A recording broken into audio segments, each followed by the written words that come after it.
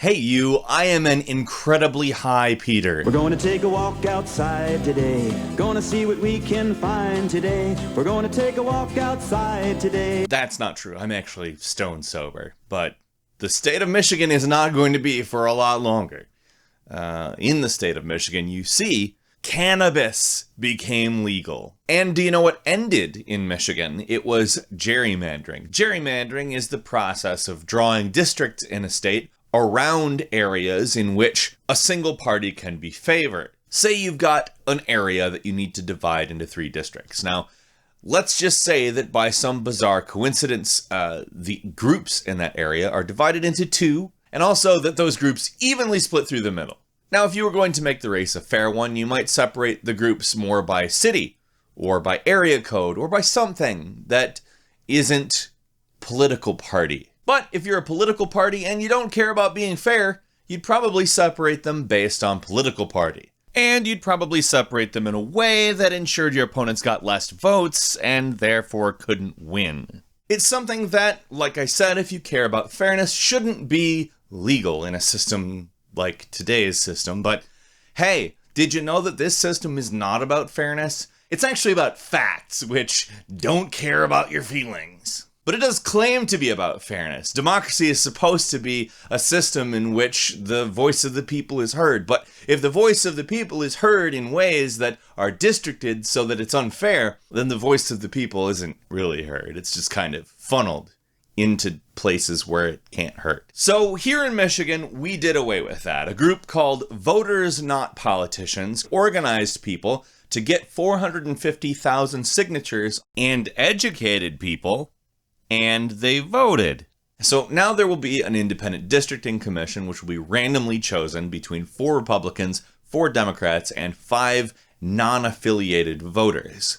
Now, they will be basically an oversight committee as the lines are drawn in order to ensure that it's fair. And so Michigan dealt gerrymandering a pretty big blow. Also passed was a 3rd ballot measure in which people are now automatically registered to vote in this state, which is great. Now, these ballot measures, while in no way, shape, or form are a revolution or anything like that, I wouldn't even call them revolutionary action. They are, however, concerning the system and do change things about the system that do actually improve the conditions for people in this state. For instance, they can smoke pot now, which will make them not hate their lives. Ballot measures seem fairly easy to pass, too. All 3 of these passed by pretty big margins, vast majorities, one might say. Florida also passed a ballot measure for felon voter enfranchisement, which, if you weren't aware, felons, who are people, by the way, were not entitled to the right to vote in Florida until just now. This is a policy that's often associated with left-wing stuff, and Florida really didn't do that great with Democrats. What I would argue is that perhaps there are reasons why left-wing voters can't win in candidate races, but can win by a lot in ballot measure races. A campaign for a ballot measure involves organizing people from local areas to go talk to people about something that does not have a personality, either is something they want or isn't something they want, can't change at all, the language will be presented to them, and has a definitive result that is implemented nearly immediately, 10 days after the ballot results are verified here in Michigan, regardless of which political party wins. And you might say, why are you talking so much about Michigan, Peter? And I might say, well, I talked about Florida, didn't you notice that? And I might look at you smugly for a moment while you decide whether or not this is a conversation you wish to continue. And then I say, I know, I am talking about Michigan a lot. I'm just yanking your chain here, trying to wind you up, so to speak. Talking about Michigan because we did something here that brought a lot of people into the process, allowed some pretty left-leaning folks to talk to everyday people on a one-on-one basis at a mass scale, and worked. These ballot measures, which honestly seem fairly left-leaning to me, passed and are all being implemented in the state, making Michigan basically into Canada light. This is a means to access the people with a real legitimate purpose. Is it the purpose that is the overall goal? No. But in the terms of the normal person, you can immediately say, I am doing something that I hope will affect your life. We have to start understanding the concept of images mediating people's interaction with each other and the material world. The image of the campaign, that is a legitimate image, by the way. You are promising something and can deliver on it if they take an action. But it also generates something more. It generates trust in being able to get something done.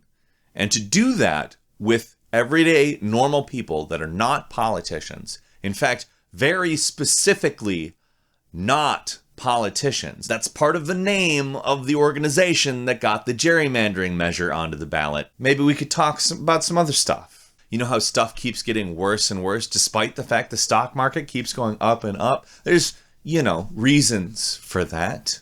So there's this thing called the means of production, and democratic/common ownership of it could do some good things. If people understand that they can do this, then they're primed to ask the question, are there other things I can do? Is there more I can accomplish if I work together with these people who have accomplished something? And then we begin to do something that I think is extremely necessary when we're talking about something like the spectacle or capitalist realism, or as I like to put it, custom reality. I am talking about deprogramming. Now, does every state have the ability to get a measure onto the ballot simply by petition? No, a lot of states do not. But the states that do, we can make some pretty big changes and gain some real support in the process. It doesn't matter whether left-leaning people organize these things or not. What matters is that ordinary people organized these things. We don't have to claim it as left-wing.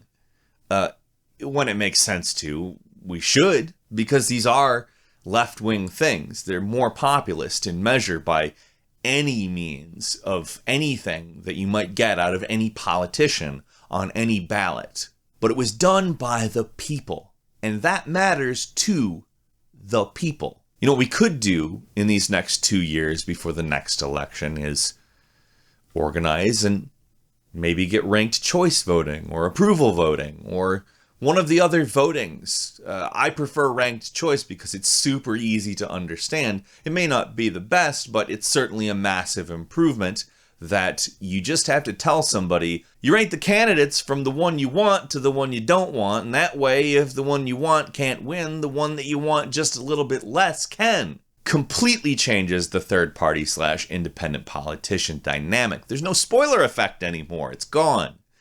We could organize to get that on the ballot. Also, we could organize in this state to get the National Popular Vote Interstate Compact passed here. You know how Hillary Clinton won the election by 3 million votes and isn't president right now because of a complex electoral college system that frankly isn't fair? I proved it with math. It's not fair. It marginalizes non-white votes by 5%. I proved it with math. Instead of that, we could do this. Every state has a certain amount of electoral college votes, and the National Popular Vote Interstate Compact is a pledge to use all of those votes on the popular vote winner. If you have enough states to total the majority of electoral college votes, you nullify the electoral college. We could get that on as a ballot measure, and we could be one state closer to having the actual winner of the presidential election win the presidential election, which would be novel. Now again, like I said, none of these things are specifically revolutionary. None of these things are the goal. None of these things are something that we should do and then stop. In fact, winning the gerrymandering thing made me more optimistic about doing more. It made me go, wait, we can do things. Ballot proposals need to be a recruitment effort. If we actually want to end capitalism, we need to improve people's lives, we need to generate solidarity, we need to take their concerns seriously, and we need to talk to them. We need to talk to every one of them, because they are not going to read Das Kapital. There's 3 volumes of it. They're all at least 800 pages apiece, and they're not going to read it. And let me just go ahead and clarify, it's not because they're stupid or they can't read or they don't want to read. It's because they're people who have jobs, things to do, they have kids, they have, I don't know, maybe a massive state oppressing them in various ways that takes away their time and money, so they might sacrifice more of it to get more money to maybe be more safe. I don't know, I've heard of stuff like that happening in the past. And you know, I'm okay with the Democrats winning. I don't really honestly care a lot about the races. I'm glad that fascism now has a little bit more process, a little bit more red tape, but that's not what I care about elections for. I care about elections because they are an image. They are the image that mediates a person's relationship to the political system. And at the moment, it is what people think of as the action they can take. So why not spend time interfacing with that and redirecting those people into systemic action? Thank you very much. Thank you. I've solved elections for leftists. You're welcome. I'm exaggerating. I didn't actually just solve elections for leftists. That would mean that elections would be totally fair and we could just elect our way into not having capitalism, and I didn't figure that one out just now, did I? And now time for the value extraction portion of the video. Like is not a strong word, and if I have met that fairly low threshold, please do me a big favor and click the like button. It looks like this. It does help me out quite a bit. If you want to see more videos from my channel, there's a big red subscribe button. Click that, and then a bell mysteriously appears. Click that as well, and you'll be sent notifications every time I upload a new video. And I would highly recommend the notifications, because YouTube does a good job of not making sure that you know that I've uploaded a video. Now, if you particularly like this series as well as my other series on this channel, Very Important Documentaries and Adversaries, I would ask that you please consider becoming a patron at patreon.com/PeterCoffin. And I need to thank my current patrons. You make this possible because advertising is not a significant source of income, doesn't make this possible. You make this possible. The CRTV ads don't make this possible. Steven Crowder and his face don't make this possible. Now, as for everyone, that is patrons and non-patrons alike, thank you so much for watching Many Peters, and go get blazed if you're in Michigan. Or anywhere. Just, be careful that the police don't catch you if you're not in Michigan or any of the places where it's legal to get blazed.